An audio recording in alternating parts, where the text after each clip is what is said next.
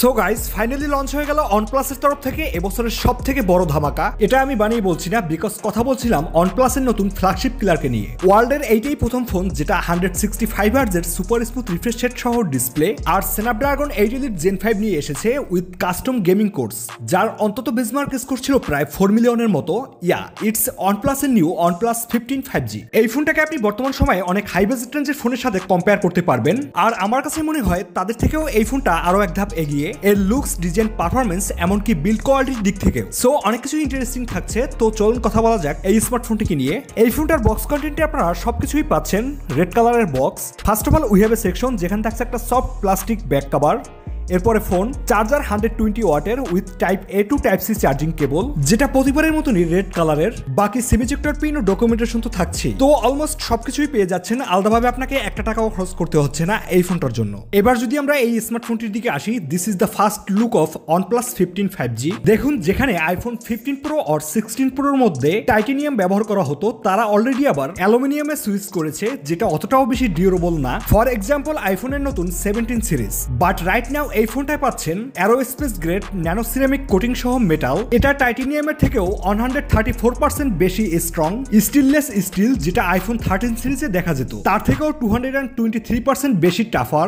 আর এই যে অ্যারোডাইস aluminium iPhone 17 প্রোতে use করা হয়েছে, এর থেকেও 344% বেশি ডিউরেবল। আর শুধু এতটুকুই না, এখানে থাকছে IP66, 68 এন্ড 69 এর ওয়াটার এন্ড ডাস্ট রেটিং। মানে এবার আপনারা পাচ্ছেন প্রপার একটা ডিউরেবল স্মার্টফোন। আপনি এটাকে ব্যবহার করতে পারবেন উইদাউট এনি কেস। এছাড়া মোট 3টে কালার ভেরিয়েন্টে এই ফোনটা লঞ্চ করেছে, অ্যাবসলুট ব্লু, মিস্ট পার্পল আর স্যান্ডস্টোন, যেটা পার্সোনালি আমার কাছে অনেক পছন্দের। লুকসের ব্যাপারে বললে এটা কিছুটা OnePlus 13s এর থেকে ইন্সপায়ার্ড, যেমন ফ্ল্যাট এস আর ব্যাক সাইডের ক্যামেরা মডিউলটা। বাকি ফাইনালি OnePlus 15 ফ্ল্যাগশিপ সিরিজের মধ্যে আপনারা পাচ্ছেন একদম ফ্ল্যাট ডিসপ্লে। ইনহ্যান্ড ফিলটা আপনারা যারা OnePlus 13s ইউজার রয়েছেন তারা ফিল করতে পারবেন, একদম প্রিমিয়াম একটা ফিল দেয়, অ্যাপেলের থেকেও অনেক বেশি বেটার। ডিসপ্লের ব্যাপারে বললে যেমনটা বলেছিলাম, এখানেও থাকছে অনেক আপগ্রেড, বিকজ OnePlus এর নাম্বার সিরিজের ডিসপ্লে 120 হার্জ থেকে বেড়ে একদম 144 হার্জ না 165 হার্জ পর্যন্ত চলে এসেছে, যেটা সত্যিই ভাবাচ্ছে 165 হার্জ দিয়ে আমরা কি করব। বিকজ ভিজুয়ালি 120 হার্জ 144 হার্জ যেটা অনেক smooth, but side by side কম্পেয়ারে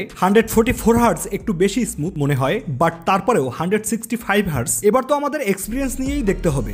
আর এটা 6.78 ইঞ্চি 1.5K BOE X3 AMOLED LTPO display চিন ভেজেলস একদমই নেই। আইফোন 17 Pro Max কম্পেয়ারে অনেক পাতলা। ওভারঅল ডিসপ্লে এক্সপিরিয়েন্স অনেক বেটার থাকবে ধরে নেন বর্তমানে বাংলাদেশে থাকা প্রিভিয়াস সব ফ্ল্যাগশিপ ফোনগুলোর তুলনায়। অ্যান্ড ফাইনালি পারফরমেন্স, OnePlus 15 হতে চলেছে গ্লোবাল মার্কেটের প্রথম ফোন, যেটা আসছে Snapdragon 8 elite gen 5 with custom gaming core, যার 4.61 GHz ক্লক স্পিড, অন্তত বেঞ্চমার্ক স্কোর প্রায় 4 মিলিয়নের মতো। গিগবেঞ্চ স্কোর সিঙ্গেলি 3836, মাল্টি করে 12352। এর জিপিইউ এডিনো 840, যেটা থেকে কলকম ক্লেম করছে এটা অ্যাপেল A19 Pro আর Dimensity 9500 এর জিপিইউ কে পিছনে ফেলে দিবে। আর এটা রান করছে ColorOS 16 দিয়ে। আউট অফ দ্য বক্স থাকবে Android 16 with 4 years Android updates and 6 years security updates। এই ফোনটার বেস ভেরিয়েন্ট শুরু 12GB RAM 256GB স্টোরেজ থেকে, আর top variant 16GB RAM 1TB storage পর্যন্ত। এর স্টোরেজ টাইপ UFS 4.1 LPDDR5X এর RAM টাইপ। ওভারঅল এই ফোনটা আপনাকে একটা নেক্সট লেভেল পারফরমেন্স দিয়ে থাকবে। 165 FPS পর্যন্ত যে কোনো গেমসই প্লে করা যায়। এছাড়া এটা যেহেতু একটা ফার্স্ট ইমপ্রেশন,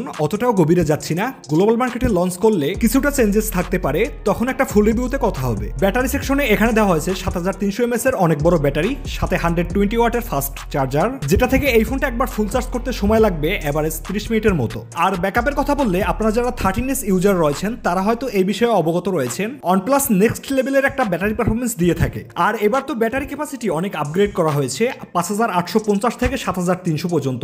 এর সাথে 50 ওয়াট ওয়্যারলেস চার্জিং সাপোর্টও থাকছে। এন্ড ফাইনালি ক্যামেরা সেকশন, এই ফোনটার সেকেন্ড হাইলাইটেড পয়েন্ট।